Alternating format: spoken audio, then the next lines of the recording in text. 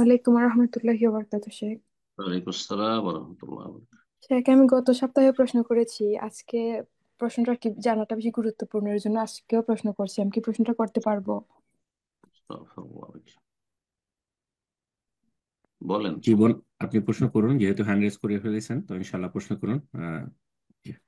আমার প্রশ্ন হচ্ছে, একজন শায়েখ বলেছেন যে ফতোয়া নেওয়ার ক্ষেত্রে শুধু একজনকেই ফলো করতে, একজনের কাছ থেকেই নিতে। কারণ এক একজনের এক এক মতভেদ। যেমন কেউ বলেছে হায়েজ অবস্থায় কোরআন পড়া যাবে, কেউ বলেছে পড়া যাবে না। আবার অনেকে বলেছেন যে মহিলাদের হুম। সাদা স্রাব বের হলে নাকি অজু ভেঙে যায়, আবার কেউ বলেছে ভাঙবে না।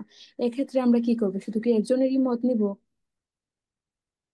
উনি বলেছেন যে একজন যদি একজনের একজনের মত একমাত্র রাসূলুল্লাহ সাল্লাল্লাহু আলাইহি ওয়াসাল্লামে নিতে হবে। ঠিক আছে।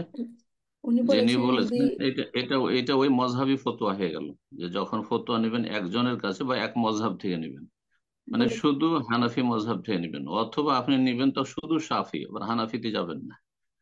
যখন নেবেন আপনি হাম্বলি ফতোয়া, তো হাম্বলিতে বাইরে যেতে পারবেন না। এই ফতোয়া, এই কথা ভুল কথা। জি। প্রত্যেক মাযহাবে কিছু কিছু দুর্বল ফতোয়া আছে। তারা তো নবী রসুল ছিল না আইম্মায়ে কেরাম। তাহলে আজকালকার আলেমরা কোথা থেকে নবী রসুল হয়ে গেল, ওয়াহি আসলো যে সব কথা আমারই নেবেন না।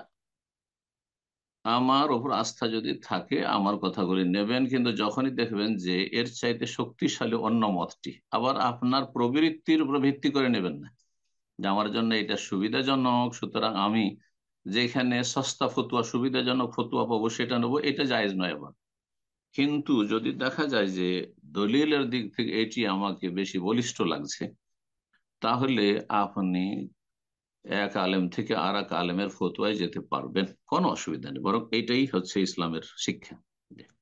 কারণ আলেমরা কেউ মাসুম না, নির্ভুল না, ভুলের অর্ধে কেউ না।